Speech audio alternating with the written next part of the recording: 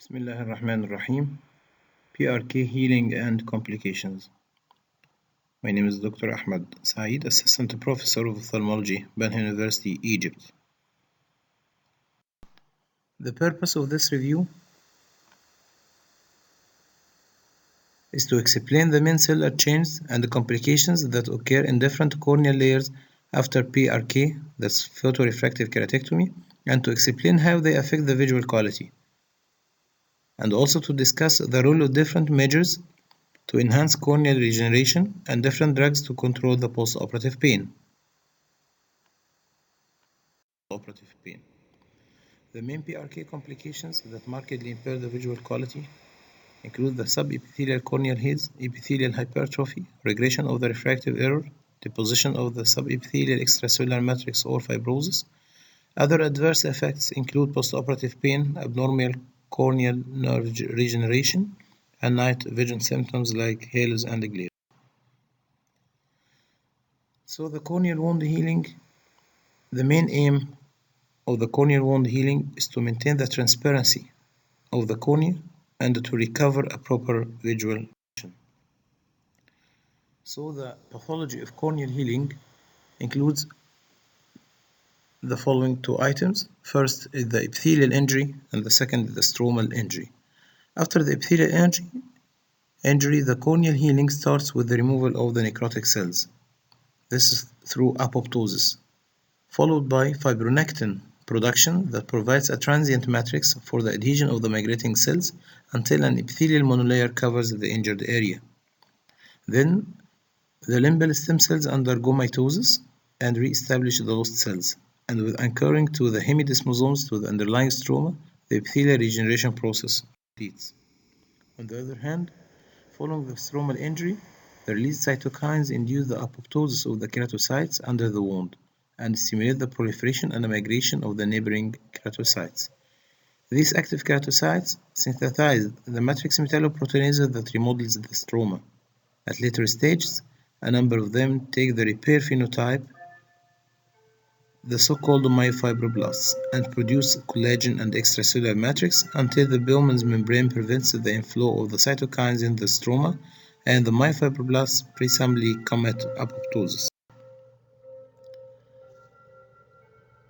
It's worth mentioning that the growth factors are normal components of the natural tears and secreted by the lacrimal gland that can regulate homeostasis and corneal wound healing, including migration, mitosis, and cell differentiation. So, cases of dry eye is better to avoid as they are devoid of these natural growth factors that impair healing following PRK. The number of the subepithelial cells was reduced in the desiccating environments, so this is an important role for the lubricants postoperatively that can induce the healing and promote healing of the superficial cells.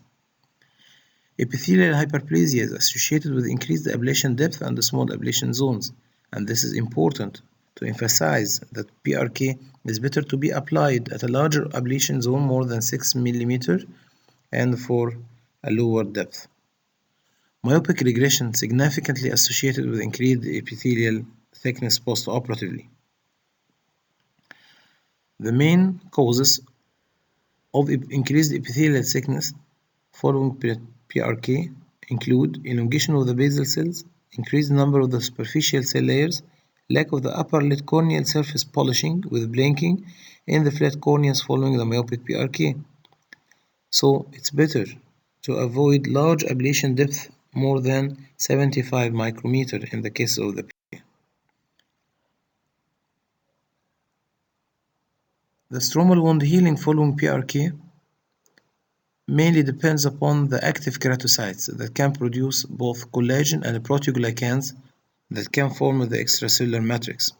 Here the photo is showing the active keratocytes with increased on all intracellular organelles. It's worth mentioning that the newly formed collagen fibers have larger diameters. This is due to the higher levels of the dermatan sulfate that continues to be produced with the newly formed collagen fibers for up to 6 months, and this can explain why the patient suffers from some light scattering following PRK. Proteoglycans also participate in the collagen fibrinogenesis and matrix assembly. In the anterior stroma, normally the keratocyte density is 10% greater, and this is an important protective factor against the epithelial infection, or even minimize the infection spread if happened. After penetrating keratoplasty, the anterior keratocyte population diminishes, and the density in the anterior 10% of the stroma continues to decrease 5% per year between 1 to 3 years after penetrating keratoplasty, with increased liability for post-operative infection with development of rapidly developing ulcers. Regarding the corneal heals, which is the most important challenge following PRK is the corneal. The pathology of the corneal heals mainly due to the Bowman's membrane destruction that leads to cytokine growth factors flow to the anterior stroma with subsequent keratocyte activation with the synthesis of large diameter collagen fibrils and abnormally deposited extracellular matrix that leads to the development of corneal opacity. Active keratocytes also present a high reflectance with subepithelial vacuolation, deposition of materials like proteoglycans, hyaluronic acid, and collagen type 4. Collagen type 4 that is normally not present in the natural cornea.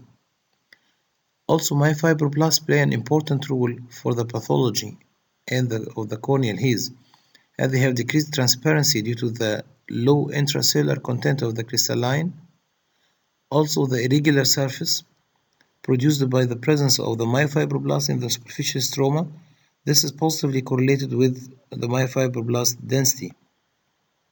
The presence of the myofibroblasts and the subsequent corneal haze is dependent upon the restoration of the Bowman's membrane. Subepithelial haze occurs in all patients 1 month after photorefractive keratectomy, reaching the greatest density and intensity at 3 to 6 months, gradually decreases from then. Corneal haze is more common after correction of high refractive errors more than myopia minus 6 diopters or hypermetropia more than 4 diopters. Excessive ultraviolet B radiation exposure like sun exposure, and this is important to use the post-operative protective glasses following PRK, especially in hot areas like Egypt. Duration of the epithelial defect. It's important to emphasize about the early epithelial healing post-operative as soon as possible. Also, prolonged exposure to the post-operative steroids. Corneal haze is more common in males than females, with certain population with brown iris like the Egyptians. It's important to emphasize also about the densitometry program of the pentacam, which is the useful method for measuring the corneal haze density and for the follow-up of these patients. The regression of the refractive error may be produced by epithelial irregularity that occurs mainly during the first week postoperative, or due to alterations in the keratocyte density, which is more common to occur during the first month, or due to the subepithelial deposits, which mainly occurs during the next 2 postoperative months. The combined effect of epithelial and stromal thickening was correlated with the myopic regression. So, all postoperative efforts must go oriented to control the subepithelial matter in order to avoid a decrease in the visual quality. Regeneration of the corneal nerves following PRK. We all know that the photoablation severs nerves of the subbasal plexus and the anterior stroma that causes decrease in the keratocyte density. Corneal nerves directly innervate keratocytes and provide what's known as the trophic support. The corneal nerve's regeneration occurs as a biphasic process. In the first phase, a subbasal plexus originates from the cut end of the subepithelial plexus, and the fine neurites run centrally with the migrating cells. Then, this transient plexus degenerates and the stroma-originated nerves take place. Subbasal nervous plexus have a significant influence on the epithelial healing, and conversely, injured epithelial cells release nerve growth factors that stimulate nerve regeneration. That's to say, it's a mutual effect between the epithelial healing and also the nerve. Subepithelial nerve regeneration is almost complete at 6 to 8 months after PRK. However, nerve density continues to improve until 1 year and returns to the preoperative values at about 2 years, which is faster in PRK than LASIK. Of course, I know by LASIK, the conventional LASIK with flap creation by the microkeratome, not the femtolasic. It's worth to mention that intense pain is usually present hours after PRK, despite the expected hypothesia lasting for 3 months. Why? This is due to the altered functionality of the corneal nerves. Despite the cut ends of the nerves, with the expected hypothesia, the pain is intense and severe. Acceleration of corneal regeneration, reduction of the corneal haze, and corneal pain management can be achieved through speed up the process of epithelial regeneration, agents to reduce the corneal haze formation, drugs to reduce the corneal pain and inflammation. Epithelial removal techniques. The epithelial scraping has postoperative adverse effects like pain, myopic regression, or corneal haze. The most commonly used techniques include mechanical scraping using chemical agents like diluted ethanol solution 25% for 25 seconds, the rotatory brush, using the laser itself like the excimer laser for transepithelial ablation.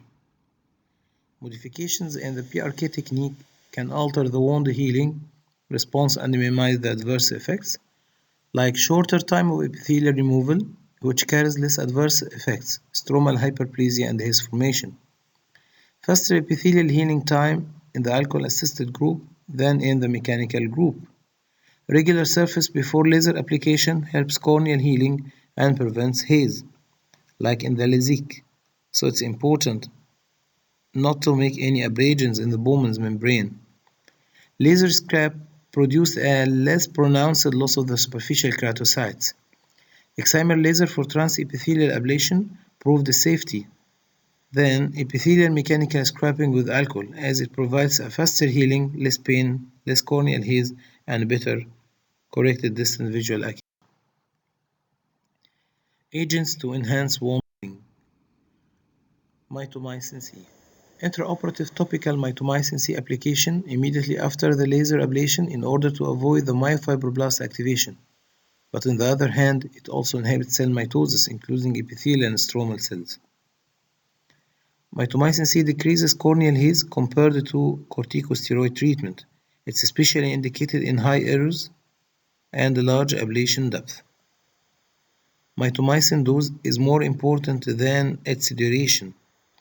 The most commonly recommended dose is 0.02% for 15 seconds up to 2 minutes duration.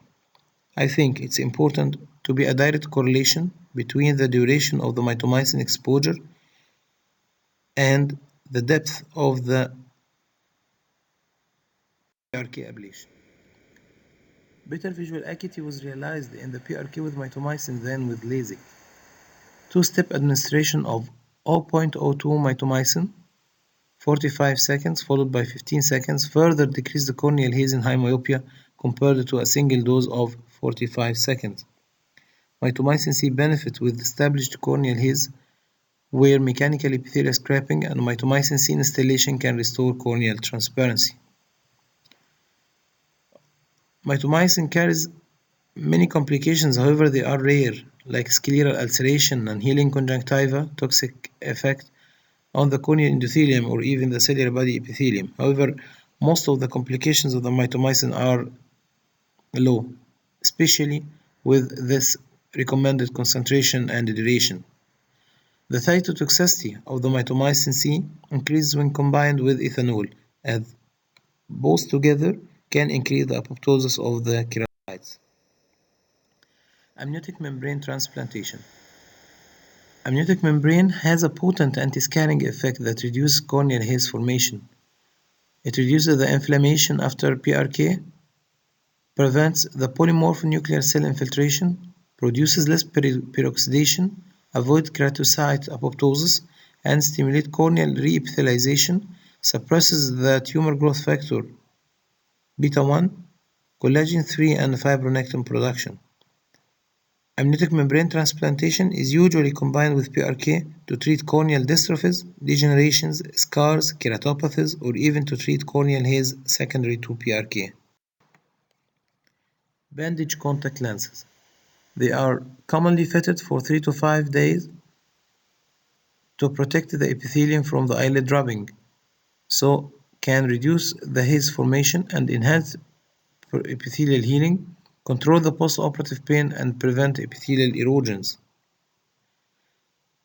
Faster reepithelialization reduces discomfort and facilitates visual recovery and restores the corneal barrier against the infection, which is an important aim of the post-operative management.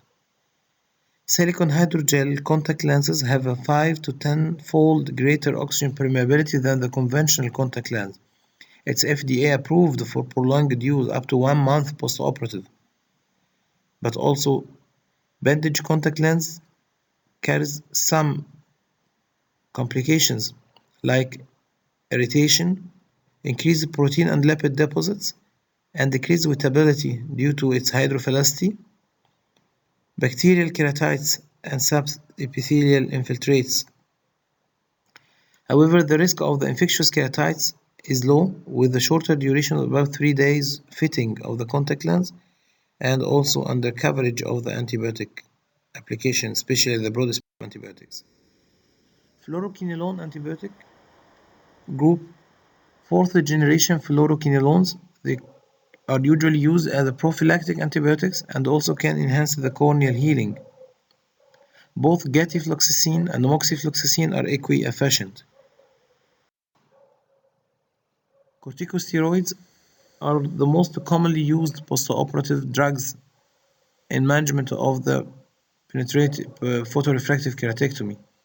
Corticosteroids are used to avoid the corneal inflammation, but they have no role in reducing the corneal haze. Corneal haze that most commonly occurs after PRK is not clinically significant and is not attributable to myofibroblasts. Corneal haze that appears 2 to 3 months after PRK is the corticosteroid responsive in 15% of the patients. It's due to delayed reepithelialization. Corticosteroids are not recommended at all for long periods because of their side effects like increased intraocular pressure, delayed epithelial healing, increased liability for infections, special activation of the dormant dendritic ulcers or viral keratitis, and also the development of high-risk infectious bacterial corneal ulcers. On the other hand, 0.1% of the fluorometholone administered in the first day after PRK can reduce the corneal haze and also the myopic regression. Non-steroidal anti-inflammatory drugs, especially diclofenac and ketorolac, can efficiently reduce the corneal pain sensation, but also cause delayed corneal reepithelialization. This is not with the nipafenac. Non-steroidal anti-inflammatory drugs may produce conjunctival hyperemia, transient burning, stinging pain, superficial punctate keratopathy, epithelial defects, subepithelial infiltrates, corneal melting and perforation, a long list of complication side effects. So we do not recommend to apply non-steroidal anti-inflammatory drugs following penetrating keratoplasty. The only possible drug is the nipafenac as it carries very low incidence of these complications or even no complications. Oral bromfenac, fluorbiprofen, and indomethacin are potent non-steroidal anti-inflammatory drugs for corneal pain reduction, but they are able to produce systemic side effects, especially GIT, cardiovascular, CNS respiratory complications. Lubricants and artificial tears are the most widely used solutions for corneal lubrication. However, they do not have biological components that promote corneal regeneration. In fact, they contain stabilizers, preservatives, or other additives that may induce toxic or allergic reactions. It's wise to use preservative-free substances, or the most we recommend to use the autologous plasma rich in the growth factors enhanced corneal healing and reduce the formation of the corneal haze. It can be easily prepared from the own blood. Neuropathic corneal pain management. Topical tetracaine is successful in pain control and does not produce delayed corneal healing. However, it may cause toxic keratitis. So topical anesthetics should be used cautiously and for short term. That's to say, in just a need. Corticosteroids could interfere in a proper nervous recovery. How this? Because the peripheral nerves regeneration and the inflammatory processes share common pathways.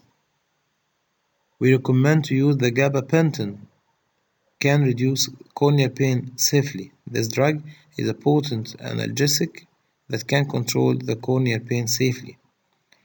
Other enhancing agents like topical platelet-rich plasma, nerve growth factor that can also increase the epithelial proliferation, pigment epithelial-derived factor that enhance the corneal sensitivity. So to conclude this session, photorefractive keratectomy disrupts the corneal structure, affecting epithelium, Bowman's membrane, and the anterior stroma. Corneal nerves are severed, which alters the corneal integrity and function temporarily. The subsequent corneal wound healing is a complex process that is regulated by a variety of factors. A balance of peptides will determine the final outcome and the presence of the complications. Corneal wound healing process can be managed with several drugs to enhance regeneration and prevent corneal haze and pain. Thank you for your attention. I have no financial disclosure. السلام عليكم ورحمة الله وبركاته.